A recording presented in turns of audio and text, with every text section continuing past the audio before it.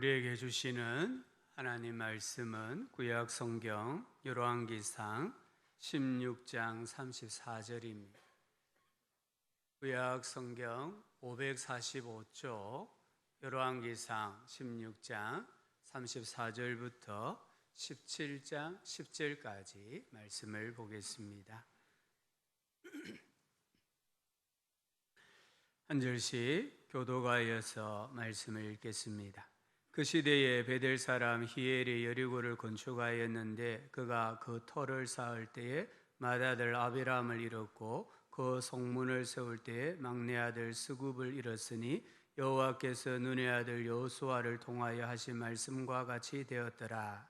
길라앗에 우거하는 자 중에 디셉 사람 엘리야가 아합에게 말하되 내가 섬기는 이스라엘의 하나님 여호와께서 살아계심을 두고 맹세하노니 내 말이 10년 동안 비도 이슬도 있지 아니하리라 하니라. 여호와의 말씀이 엘리야에게 임하여 이르시되 너 떠나 동쪽으로 가서 요단 앞 그릿 시냇가에 숨고 그 시냇물을 마시라. 내가 까마귀들에게 명령하여 거기서 너를 먹이게 하리라. 그가 여호와의 말씀과 같이 하여 곧 가서 요단 앞 그릿 시냇가에 머무매 까마귀들이 아침에도 떡과 고기를 저녁에도 떡과 고기를 가져왔고 그가 시냇물을 마셨으나 땅에 비가 내리지 아니하므로 얼마 후에 그 시내가 마르리라. 여호와의 말씀이 엘리야에게 임하여 이르시되 너는 일어나 시돈에 속한 사르밧으로 가서 거기 머물라. 내가 그곳 과부에게 명령하여 내게 음식을 주게 하였느니라. 같이 읽읍시다. 그가 일어나 사르밧으로 가서 성문에 이를 때에 한 과부가 그곳에서 나무가지를 줍는지라. 이에 불러 이르되 청하건대 그릇에 물을 조금 가져다가 내가 마시게 하라. 아멘. 오늘 찬양 가사처럼 온 마음을 다해 주님만 섬기는 우리 모두가 되기를 간절히 축복합니다. 우리 앞뒤 좌우로 한번 인사합시다. 온 마음 다해 주님만 섬깁시다. 다해 주님만 섬깁시다. 아멘. 성경에는 총 몇 명의 인물이 나올까요? 세어보지는 못했지만 대한성서공회 인명사전에 보면 1888명이 나온다고 합니다. 한국 컴퓨터 선교의 인명사전은 1897명이 나온다고 합니다. 신오진 씨가 쓴 성경계보라는 책에는 2197명이 성경에 등장한다고 합니다. 이 성경 인물 중에 누구를 가장 좋아하십니까? 내 신앙의 롤 모델로 삼고 싶은 인물이 있다고 하면 누구입니까? 아마 대부분 사람들이 엘리야를 생각할 겁니다. 엘리야의 그 정말 하나님의 기적과 같은 삶을 나도 살고 싶다 이런 생각을 하면서 엘리야를 신앙의 롤 모델로 삼으려고 하는 분들이 많이 있습니다. 이 엘리야는 오늘날 우리가 어떻게 살아야 하는지를 보여주는 인물입니다. 엘리야는 구약에서 모세 다음으로 유명하고 유능한 사람입니다. 모세가 율법을 대표한다면 엘리야는 모든 선지자를 대표하는 인물입니다. 우리가 이 엘리야 이야기에서 너무나 자주 기적에 초점을 맞춥니다. 엘리야에게 일어났던 기적, 그 기적에 우리가 초점 맞추면서 나도 그런 기적을 경험했으면 합니다. 우리는 기적을 좋아합니다. 그러나 하나님께서는 이 엘리야 이야기를 통해 이스라엘 백성들에게 또 우리 성도님들에게 기적보다 더 중요한 본질을 말씀하십니다. 바로 하나님 말씀입니다. 신앙이 무엇입니까? 영성이 무엇입니까? 하나님 말씀에 대한 태도입니다. 하나님께서 이 엘리야 이야기를 통해서 이스라엘과 오늘 우리들에게 신앙과 영성의 본질을 말씀하시는 거예요. 그게 무엇이라고 했습니까? 하나님 말씀에 대한 전적인 순종입니다. 신앙이 좋은 사람은 하나님 말씀을 순종하는 사람입니다. 하나님 말씀에 순종하는 사람이 믿음의 사람입니다. 이 엘리야 이야기를 통해서 핵심은 기적이 아니라 순종이라는 것을 우리가 붙잡아야만 엘리야 이야기를 바르게 이해할 수가 있습니다. 엘리야 시대는 어떤 시대였을까요? 열왕기상 16장 우리가 앞부분을 읽었는데요, 이 16장에 보면 그 시대의 시대 정신을 단면적으로 보여주는 두 가지 사건이 나옵니다. 그 시대의 시대 정신이 무엇입니까? 하나는 날마다 죄악이 업그레이드 되는 시대였습니다. 날마다 죄가 더해지는 시대였습니다. 16장 25절을 보시면은 오므리라는 사람이 나옵니다. 아합 왕의 아버지죠. 오므리가 여호와 보시기에 악을 행하되 그 전에 모든 사람보다 더욱 악하게 행하여. 이미 아합 앞에 왕이었던 오므리 시대가 이전 시대보다 더 악을 행하는 시대였습니다. 그리고 오늘 이 16장 30절 31절을 보면은 아합 시대를 이야기합니다. 오므리의 아들 아합이 그의 이전의 모든 사람보다 여호와 보시기에 악을 더욱 행하여 느밧의 아들 여로보암의 죄를 따라 행하는 것을 오히려 가볍게 여기고. 이 아합 시대에는 그 이전의 사람들이 지었던 그 모든 죄를 가볍게 생각할 만큼 더 악이 성행했던 시대였습니다. 자고 일어나면은 이 죄악이 계속해서 새로워지고 더 새로운 죄가 나오고 더 흉악하고 강포한 죄를 짓는 시대가 아합 시대였습니다. 이 아합은 오늘 말씀에 보면은 반 여호와 신앙의 앞잡이가 됩니다. 하나님을 대적하는 일에, 하나님이 싫어하시는 일을 행하는 것에 그가 제일 앞에 서서 행동을 합니다. 아합은 바알이라는 우상을 섬겼고 예배했습니다. 사마리아에 바알을 위한 사당을 지었습니다. 그 안에 바알을 위하여 단을 쌓았습니다. 바알 우상과 짝이 되는 아세라 목상을 만들어서 숭배했습니다. 이 아합의 시대는 죄의 가지수가 문제가 아니었습니다. 얼마나 많은 죄를 짓느냐가 문제가 아니라 어떻게 죄를 짓느냐는 겁니다. 죄의 질이 너무 나빠졌습니다. 악해졌습니다. 하나님을 대적하는 일에 더욱 담대해졌고 죄를 범해도 뻔뻔하게 행동하는 그런 시대가 아합의 시대였습니다. 이 아합 시대는 오늘 우리 시대와 비슷합니다. 오늘 우리도 매스컴을 통해서 듣는 이 죄의 수준이 얼마나 흉악해져 가고 있는지 잘 압니다. 사람들이 수치심을 모릅니다. 어떻게 하면 더 완벽하게 죄를 지을까? 지능적으로 연구하고 발전시키고 있습니다. 오늘날이 예전보다 더 죄가 악해지는 이유가 어디에 있을까요? 정말 오늘날 사람들은 옛날 사람들이 상상하지 못했던 죄를 짓고 있습니다. 요즘 사람들은 아예 죄를 가지고 살아갑니다. 오늘 우리가 늘 사용하는 스마트폰, 이 스마트폰은 죄의 덩어리입니다. 죄가 다 모여 있는 곳이 스마트폰입니다. 이 스마트폰에 온갖 엄란이 들어가 있습니다. 온갖 폭력이 들어가 있습니다. 물론 유익한 정보도 있지만 인간의 타락한 본성에 의지하면 이 스마트폰은 사실은 죄의 덩어리입니다. 옛날에는 죄를 지으려고 하면 노력을 좀 했어야 했어요. 우리 어르신들이 청소년, 청년일 때에 예를 들면은 포르노 잡지 하나 보려고 하면은 온 천지를 돌아다녀야 했어요. 책방에 가봐야 했어요.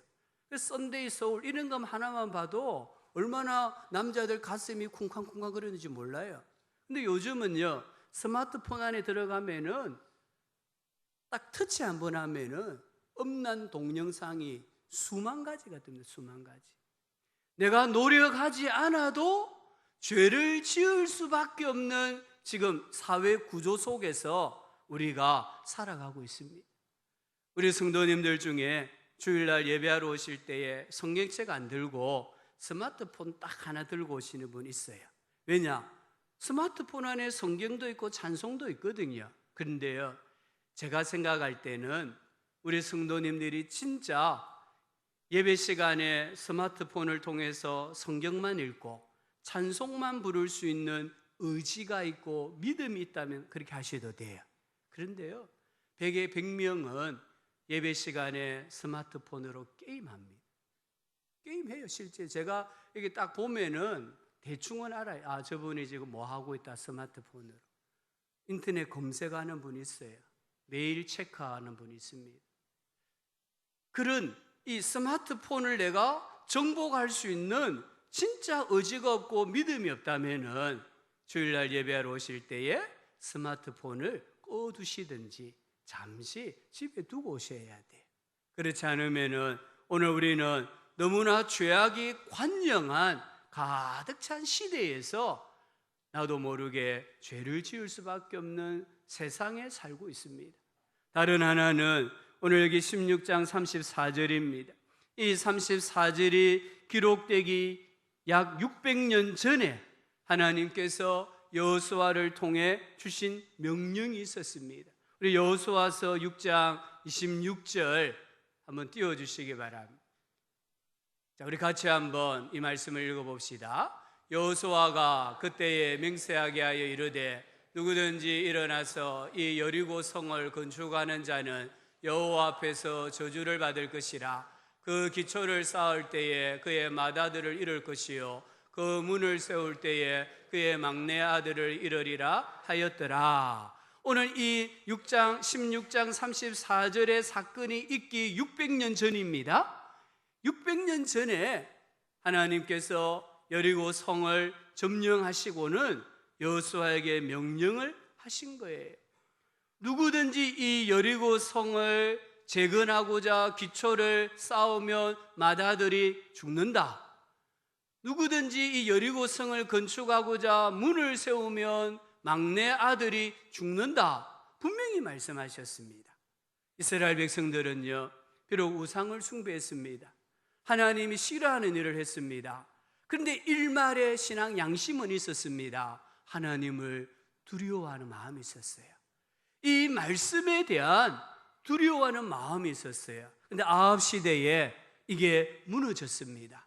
오늘 여기 16장 34절처럼 히엘이라는 사람이 여리고 성을 건축합니다. 그 기초를 쌓을 때 누가 죽었습니까? 맏아들 아비라함이 죽었습니다. 그냥 맏아들이 죽었다 해도 되는데 그 이름을 기록한 것은 이 사건이 팩트라는 거예요. 진실이라는 거예요. 꾸며낸 이야기가 아니라는 거예요.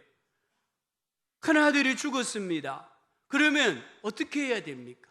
하나님께서 너 이렇게 하면 안 된다라는 사인을 주셨습니다. 그러면 어떻게 해야 합니까? 하나님을 두려워하고 즉각 중단해야 합니다. 이게 상식입니다. 이게 자식을 생각하는 아비로서 당연히 해야 할 일입니다. 그런데 어떻게 하고 있습니까? 성문을 세웁니다. 이번에는 누가 죽었습니까? 막내 아들 스굽이 죽었습니다. 그리고는 성경이 말씀합니다. 여호와께서 여호수아를 통하여 하신 말씀이 성취되었다고 합니다. 히엘은 아합 시대, 우리 시대를 대변하는 사람입니다. 요즘 사람들요, 신자나 불신자를 떠나서 너무나 완악합니다. 이 완악함의 끝이 어딘지 모를 정도로 완악하고 완고합니다. 죽는 줄 알면서도 하나님의 말씀을 의도적으로 대적하고 있습니다. 죽는 줄 뻔히 알면서도 자신의 망할 소신대로 끝까지 밀고 나가는 시대가 아합 시대고 오늘 이 시대라는 것을 우리는 너무나 잘 알고 있습니다. 왜 그렇습니까? 왜 사람들이 하나님을 두려워하지 않습니까? 죽는 줄 알면서도 왜 하나님의 명령에 불순종하고 있습니까? 하나님에 대한 두려움이 없기 때문에, 하나님의 말씀에 대한 두려움이 없기 때문에, 사람들의 마음의 지성의 의지에 하나님 말씀이 없기 때문에 죽는 줄 알면서도 죄를 짓는 거예요. 히엘 두 자식이 죽었습니다. 다 죽었다. 자식이 다 죽었다는 말이에요. 히엘은 어떻게 되었을까요? 성경에 안 나옵니다. 그러나 저는 히엘도 죽었다고 생각합니다. 자식들을 죽였는데 이 일을 행하였던 히엘을 하나님께서 분명히 심판하셨을 것입니다. 엘리야 시대는 우리 시대를 잘 보여줍니다. 이 시대는 죄를 짓는 것에 있어서 너무나 담대합니다. 너무나 뻔뻔합니다. 하나님을 두려워하지 않습니다. 그럼 어떻게 해야 됩니까? 이 세상은 그냥 망하도록 내버려 두어야 합니까? 아닙니다. 하나님의 해결책이 나옵니다. 오늘 17장 1절에 보면은 하나님께서 한 사람을 보내시는 것을 봅니다. 그가 누구입니까? 엘리야입니다. 엘리야는 깡촌 사람입니다. 그의 집안에 대한 어떤 정보도 없습니다. 별 볼 일 없는 집안이란 말입니다. 혼이 붙는 선지자라는 수식어도 엘리야에게는 붙지 않습니다. 그런데 하나님께서 엘리야를 보내시는 거예요. 세상 사람들이 볼 때는 별 영양가 없어 보이는 사람을 하나님께서 난세를 해결할 수 있는 해결자로 보내시는 것을 봅니다. 무슨 말입니까? 하나님께서는 사람들이 보지 못한 그 무엇을 보셨다는 말입니다. 육의 눈으로는 볼 수 없는 것을 하나님께서는 보셨다는 말씀입니다. 난세를 해결하는 하나님의 묘수는 사람이었습니다. 여호와의 눈은 온 땅을 두루 감찰하사 전심으로 자기에게 향하는 자들을 찾아 그에게 능력을 베푸신다고 했습니다. 엘리야는 비록 총구석에 무명의 사람으로 살고 있었지만 하나님이 보실 때는 신앙의 고수였습니다. 영성의 대가였습니다. 하나님께서 이 엘리야를 보셨습니다. 그리고 그를 부르셨습니다. 그리고 그를 왕궁에 보내셨습니다. 그리고 그를 통하여 일하셨습니다. 그 내용이 열왕기상 17장부터 열왕기하 2장까지 내용입니다. 오늘 17장 1절에 보면은 이 악한 세대의 통치자인 아합을 대적하기 위해서 하나님이 엘리야를 아합에게 보내십니다. 이 아합은 어디에 있었을까요? 아합은 왕궁에 있었습니다. 이 왕궁에 있는 아합에게 촌사람, 정말 시골 깡촌에서 무명으로 살아가고 있던 엘리야를 하나님이 보내신 거예요. 엘리야가 담대하게 말합니다. 내 말이 없으면 수년 동안 비도 이슬도 있지 아니하리라. 여기 비는 7절에 보면 땅에 비가 내리지 아니하므로 얼마 후에 그 시내가 마르니라 라고 했습니다. 1절에 나오는 비라는 히브리어와 7절에 나오는 비라는 히브리어는 다른 단어입니다. 1절에 이 비는 일반적으로 내리는 비입니다. 구름이 끼면 내리는 비입니다. 그런데 이 비를 7절에 가보면은 하나님의 축복으로 인한, 하나님의 심판으로 인한 내리고 내리지 않는 비를 나타내는 단어가 사용되어졌습니다. 지금 엘리야가 아합 왕 앞에 내 말이 없으면은 수년 동안 비도 이슬도 있지 아니하리라 하시는 이 말씀은 아합과 이스라엘 백성들의 죄악으로 인한 심판이라는 거예요. 이 촌사람이 한 나라의 왕 앞에 나가서 담대하게 이런 선언을 하고 있습니다. 어디서 이런 담대함이 나왔을까요? 오늘 1절에 보니까 내가 섬기는 이스라엘의 하나님 여호와께서 살아계심을 두고 맹세하노니. 우리 성도님들 이 말씀 꼭 붙으셔야 됩니다. 내가 섬기는 이스라엘의 하나님 여호와께서 살아계심을 두고 말씀하고 생각하고 행동하고 살아갈 때에 악한 세상에서 죄를 짓지 않고 승리하며 살아갈 수가 있습니다. 엘리야가 누구를 섬긴다고 했습니까? 여호와 하나님이십니다. 여기 섬기단 말은 서다 이런 뜻입니다. 종이 주인의 명령을 받기 위해 서 있는 모습입니다. 신하가 왕의 명령을 받기 위해서 서 있는 모습을 말합니다. 왕은 바알 앞에 서 있지만 나는 하나님 앞에 서 있는 사람이다라고 말합니다. 이 아합은 바알의 종이지만 나는 여호와의 종이다. 나는 하나님 앞에 서 있는 사람이다라고 말하고 있습니다. 오늘날 죄가 가득한 이 세상에 하나님을 두려워하지 않는 세상과 당당하게 맞설 수 있는 것은 정체성입니다. 나는 누구입니까? 나는 누구 앞에 서 있습니까? 나는 누구를 섬기는 사람입니까? 이 정체성이 분명해야 세상을 두려워하지 않습니다. 사도 바울을 보십시오. 로마 황제 앞에 얼마나 당당합니까? 전 세계를 다스렸던 로마 황제 앞에 바울이 당당합니다. 죄수의 몸으로 황제에게 이 신문을 받기 위해서 바다를 건넙니다. 갑자기 태풍으로 인해서 배가 파손될 위기에 처해졌고 모든 죄수가 죽을 위기에 처해졌습니다.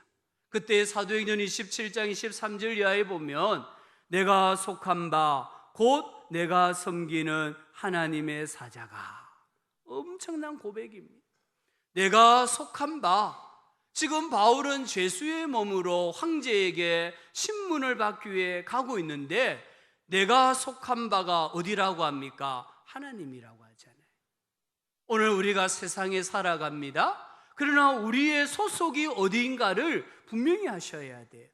내가 어디에 속해 있습니까? 하나님에게 속해 있다는 거예요. 내가 속한 바 곧 내가 섬기는 하나님의 사자가 어젯밤에 내 곁에 서서 말하되 그러므로 여러분이여 안심하라. 나는 내게 말씀하신 그대로 되리라고 하나님을 믿노라. 자기가 섬기는 하나님에 대한 분명한 확신이 있을 때에 자기가 하나님을 섬기는 사람이라는 정체성을 가졌을 때에 죽음도 두려워하지 않는 거예요. 우리는 하나님을 섬기는 사람들인 줄 믿습니다. 아멘. 우리 한 번 더 인사합시다. 우리는 하나님을 섬기는 사람들입니다. 우리는 우상을 섬기는 사람들이 아니에요. 세상을 섬기는 사람들이 아닙니다. 만몬이라는 신을 섬기는 사람들이 아닙니다. 우리 성도님들, 세상을 살아가면서 여러분의 소속을 분명하게 밝히는 신앙 고백만이 세상을 이길 수가 있습니다. 여기 2절부터 4절까지를 보면 엘리야가 그리 시냇가에 숨는 내용입니다.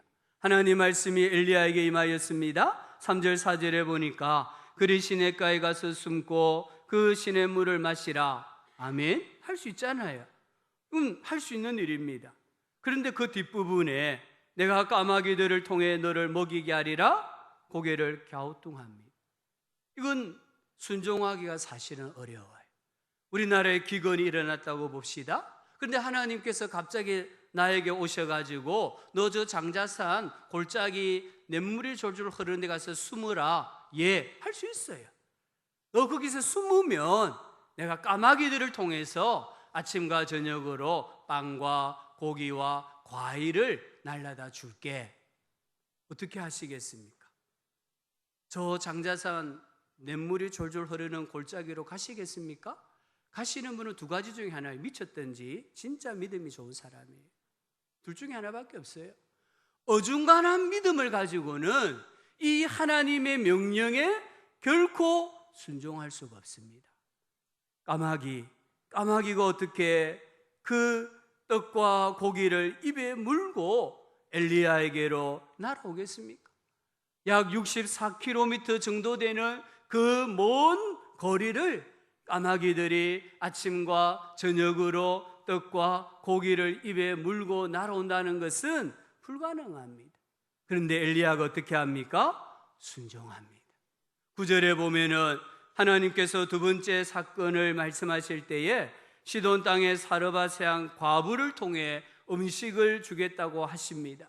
이 시돈은 어디입니까? 시돈은 이세벨의 고향입니다. 하나님의 선지자들을 멸하는 것이 인생의 목적이었던 이 악한 왕비 이세벨의 고향이 시돈입니다. 이 시돈은 바알과 아세라 우상의 본산지입니다. 그런데 하나님이 그곳에 가라고 합니다. 그곳에서 내가 너를 먹이겠다라고 말씀합니다. 호랑이 굴로 들어가라는 말씀입니다. 어떻게 해야 됩니까? 고개를 갸우뚱하셔야 됩니다. 순종하기 어렵습니다. 그런데 엘리야는 순종합니다. 엘리야는 하나님의 말씀에 철저히 순종합니다. 그의 순종은 좀 맹목적인 것 같습니다. 절대적입니다. 왜 그렇습니까? 하나님이 말씀하셨기 때문입니다. 다른 이유가 없습니다. 하나님 말씀이었기 때문에, 하나님이 명령하셨기 때문에 그 말씀이 율법하고 안 맞습니다. 상식하고 안 맞습니다. 그럼에도 엘리야는 순종합니다. 이유는 단 하나입니다. 하나님이 말씀하셨기 때문입니다. 우리 성도님들, 신앙생활 하시면서 하나님의 능력을, 하나님의 방법을 제한하시면 안 됩니다. 까마귀는 상식적으로 생각하면 이렇게 할 수 없습니다. 이 시돈 땅의 이방 여인이 하나님의 사람을 먹인다는 것은 상식적으로는 안 맞습니다. 그러나 순종하니까 하나님이 사용하시잖아요. 순종하니까 천사들을 통해서 떡과 물을 공급해 주시잖아요. 하나님의 능력을, 하나님의 방법을 우리가 제한하면 안 된다는 것을 꼭 기억하셔야 됩니다. 순종의 결과를 보십시오. 오늘 4절에 보니까 내가 까마귀들에게 명령해 놓았다고 하십니다. 까마귀들에게 이미 명령해 놓았다. 이 까마귀들을 통해서 너에게 아침과 저녁에 떡과 고기를 날라다 주라고 명령해 놓았다라고 합니다. 이 떡과 고기가 어디서 나옵니까? 궁궐입니다. 아합 왕의 궁궐입니다. 이 사마리아 궁궐에서 그리 시내까지 아침과 저녁에 하루에 2번씩 고기를 날라다 주고 있습니다. 이 식사는 당시 부자들의 음식입니다.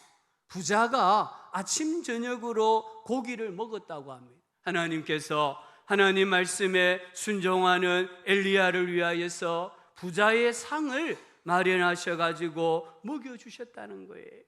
이 까마귀는 부정한 새입니다. 까마귀는 썩은 시체를 즐겨 먹는 그런 새입니다. 근데 이 까마귀가 하나님 말씀에 순종해서 엘리야에게 지금 날아가고 있는 장면을 한번 생각해 보시기 바랍니다. 이 까마귀가 지금 얼마나 침을 많이 흘릴까요? 침을 아마 질질 흘리면서 얼마나 꼴깍하고 싶었겠어요. 그런데 하나님이 너 꼴깍하면 안 돼라고 명령하셨기 때문에 까마귀가 꼴깍 못하는 거예요. 그리고 침을 흘리면서 끝까지 자기 본성을 제어하면서 엘리야에게 음식을 날라다 주었습니다.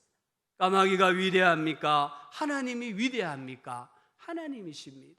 하나님 말씀에 순종한 엘리야에게 까마귀까지도 순종하게 하시는 분이 하나님이십니다. 하나님 말씀에 순종한 엘리야를 위하여서 창조의 원리를 살짝 바꾸시는 분이 하나님이십니다. 우리 하나님은 광야에서 이스라엘 백성들에게 만나와 메추라기를 먹여주셨습니다. 예수님 시대에 오병이어 칠병이어의 기적을 행해 주셨습니다. 하나님은 과거나 지금이나 하나님의 말씀에 순종하는 자에게 생명을 주시는 분이심을 믿으시기를 주의 이름으로 축복합니다. 여기 8절부터 16절 말씀도 마찬가지입니다. 여기 말씀에 보면은 초점은 역시 기적이 아닙니다.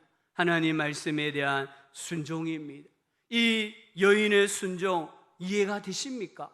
시돈 땅에 살고 있는 바알과 아세라가 참 신이라고 믿고 살아가는 이 여인이 하나님의 말씀에 순종한다는 것이 이해가 되십니까? 14절 한번 보실까요? 17장 14절 같이 한번 읽어봅시다. 이스라엘의 하나님 여호와의 말씀이 나 여호와가 비를 지면에 내리는 날까지 그 통의 가루가 떨어지지 아니하고 그 병의 기름이 없어지지 아니하리라 하셨느니라. 아멘. 선지자가 좀 무리한 요구를 했습니다. 떡 한 조각 만들어서 내게 먼저 가져오라. 그럴 때에 이 여인이 순종을 했거든요. 왜 순종했느냐? 14절 말씀 때문입니다. 이 14절 말씀은 진짜 순종하기 어렵습니다. 이 여인의 상식, 이 여인의 신앙, 시돈이라는 지역의 풍습으로는 절대 받아들일 수 없는 말씀입니다.